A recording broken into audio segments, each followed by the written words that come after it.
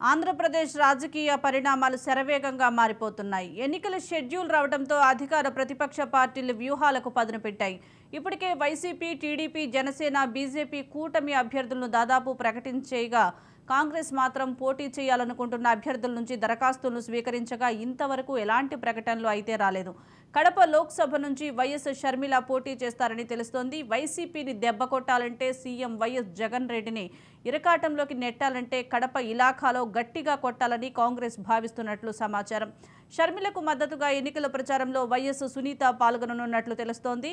అవినాష్ను ఓడించడంతో పాటు వివేక హత్య కేసులో ప్రజా మద్దతు కోరుకోవాలని షర్మిల, సునీత అనుకున్నట్లు సమాచారం. ఆంధ్రప్రదేశ్ రాజకీయ పరిణామాలు శరవేగంగా మారిపోతున్నాయి. ఎన్నికల షెడ్యూల్ రావడంతో అధికార ప్రతిపక్ష పార్టీలు వ్యూహాలకు పదును పెట్టాయి. ఇప్పటికే వైసీపీ, టీడీపీ, జనసేన, బీజేపీ కూటమి అభ్యర్థులను దాదాపు ప్రకటించేయగా కాంగ్రెస్ మాత్రం పోటీ చేయాలనుకుంటున్న అభ్యర్థుల నుంచి దరఖాస్తులను స్వీకరించగా ఇంతవరకు ఎలాంటి ప్రకటనలు అయితే రాలేదు. కడప లోక్సభ నుంచి వైఎస్ షర్మిల పోటీ చేస్తారని తెలుస్తోంది. వైసీపీని దెబ్బకొట్టాలంటే సీఎం వైఎస్ జగన్మోహన్ రెడ్డిని ఇరకాటంలోకి నెట్టాలంటే కడప ఇలాఖాలోనే గట్టిగా కొట్టాలని కాంగ్రెస్ భావిస్తున్నట్లు సమాచారం.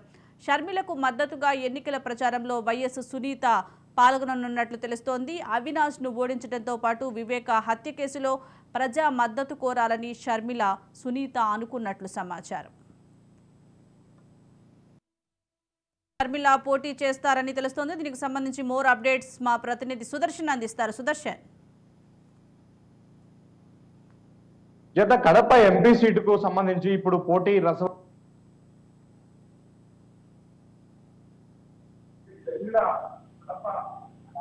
నుంచి పార్లమెంట్ లో ఆమె ఎంపీగా బరిలో దిగుతున్నారన్న ప్రచారం జరుగుతున్న నేపథ్యంలో కడప ఎంపీ సీటుపై ఎలాంటి ఉత్కంఠ నెలకొందన్నది ఇప్పుడు ఆసక్తికరంగా మారింది. ఇప్పటికే కాంగ్రెస్ పార్టీ ఏపీలో ఒక 25 ఎమ్మెల్యే సీట్లతో పాటు 5 ఎంపీ సీట్లను వాళ్ళు టార్గెట్ గా పెట్టుకున్నారు.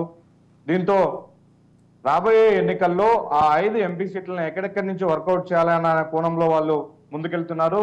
కడప పార్లమెంటు స్థానం నుంచి వైఎస్ షర్మిలను బరిలో దించాలి అని ఇప్పటికే అధిష్టానం నిర్ణయించినట్టుగా తెలుస్తుంది. అందులో భాగంగానే షర్మిల ఇక్కడి నుంచి పోటీ చేయబోతుంది. ఇక్కడ నుంచి షర్మిల బరిలో దిగితే మాత్రం అన్న, తమ్ముడు, అక్క వారుగా ఇక్కడ చూడాల్సి ఉంటుంది. ఇప్పటికే వైసీపీ నుంచి సిట్టింగ్ ఎంపీగా ఉన్నటువంటి అవినాష్ రెడ్డి పోటీ చేయబోతున్నారు. ఇప్పటికే సునీత న్యాయస్థానంలో తన తండ్రి మరణానికి న్యాయం కావాలంటూ పోరాడుతూ ఉంది. అయితే ఆమె ఈ మధ్య 5వ వర్ధంతి సందర్భంగా ఒక సమావేశం ఏర్పాటు చేసి ఆమె ప్రజా తీర్పును కూడా కోరుతూ ఉంది. తన తండ్రి మరణంలో పాత్ర ఉన్నటువంటి వాళ్ళను ప్రజాక్షేత్రంలో కూడా శిక్షించాలంటూ ఆమె ఒక క్యాంపెయిన్ చేస్తున్న నేపథ్యంలో షర్మిల బరిలో దిగితే మాత్రం వైఎస్ సునీత కూడా ఆమెతో కలిసి ఇక్కడ ప్రచారం చేసే అవకాశాలు కనిపిస్తూ ఉన్నాయి. మొత్తం మీద కడప పార్లమెంటు సీట్ అంటే వైఎస్ కుటుంబానికి కంచుకోట. వాళ్ళు ఏ పార్టీలో ఉన్న కాంగ్రెస్ కానీ వైసీపీ కానీ ఇంతవరకు వైఎస్ ఫ్యామిలీ నుంచే పోటీ చేస్తూ వచ్చారు. ఇప్పుడు కూడా వైఎస్ ఫ్యామిలీ నుంచి 2 వ్యక్తులు పోటీ చేస్తే కడప పార్లమెంటు పరిధిలో ఉన్నటువంటి ఓటర్లు ఎటువైపున మొగ్గు చూపుతారు అన్నది ఇప్పుడు ఆసక్తికరంగా మారింది. ఎందుకంటే 89 నుంచి ఇప్పటి వరకు 2024 వరకు కూడా అందరూ కూడా వైఎస్ ఫ్యామిలీకి చెందినటువంటి వారే కడప ఎంపీ స్థానం నుంచి పోటీ చేస్తూ వచ్చారు. మొట్టమొదటిసారిగా 1989లో వైఎస్ రాజశేఖర్ రెడ్డి కడప ఎంపీ బరిలో నిలిచారు. 4 సార్లు ఆయన ఎంపీగా గెలిచారు. తర్వాత వివేకానంద రెడ్డి ఆ స్థానం నుంచి పోటీ చేస్తూ వచ్చారు. 1999, 2004లో ఆయన పోటీ చేశారు. ఇక్కడ మనం ఆసక్తికరమైన విషయం ఏంటంటే 2009లో ఇప్పుడు సీఎంగా ఉన్నటువంటి జగన్మోహన్ రెడ్డి తన రాజకీయ ఆరంగేటం చేయడం కోసం అప్పట్లో సిట్టింగ్ ఎంపీగా ఉన్నటువంటి వివేకానంద రెడ్డి తప్పుకొని ఆయన కడప సీటును జగన్మోహన్ రెడ్డికి ఇచ్చారు. మొట్టమొదటిసారిగా 2009లో జగన్మోహన్ రెడ్డి కడప ఎంపీగా రాజకీయ ఆరంగేటం చేశారు. 2011లో ఆయన కాంగ్రెస్ ను విభేదించి బయటకు వచ్చిన తర్వాత మళ్ళీ జరిగినటువంటి ఉప ఎన్నికల్లో కూడా జగన్మోహన్ రెడ్డి కడప ఎంపీగా బరిలో నిలిచి 5,45,000 ఓట్ల భారీ మెజారిటీతో గెలుపొందారు.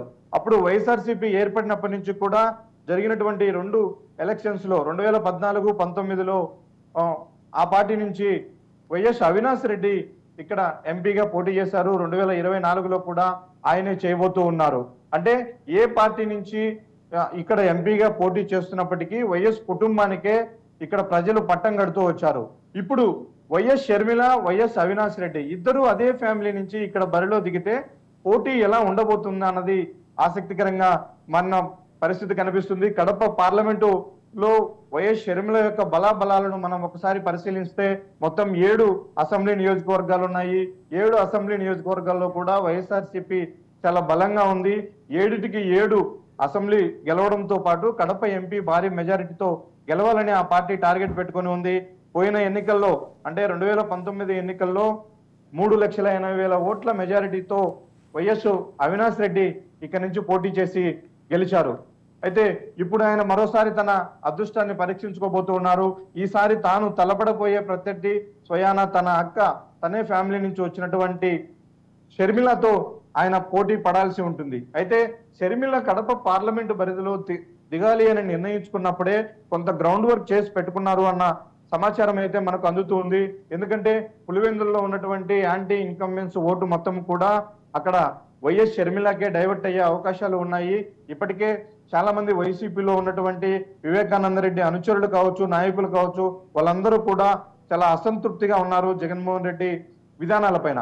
వాళ్ళందరూ ఖచ్చితంగా రేపు పార్లమెంటు పరిధిలో ఎలక్షన్లలో షర్మిల నిలబడితే మాత్రం అక్కడ భారీ స్థాయిలో క్రాస్ ఓటింగ్ జరిగే అవకాశాలు ఉన్నాయి. ఎందుకంటే ఎమ్మెల్యేగా జగన్మోహన్ రెడ్డికి ఓటేస్తున్నటువంటి పులివెందుల నియోజకవర్గ ప్రజల్లో చాలా మంది ఎంపీ విషయానికి వస్తే అవినాష్ రెడ్డి కంటే కూడా షర్మిలకు వాళ్ళందరూ కూడా ఓట్లేసే అవకాశాలు ఉన్నాయి.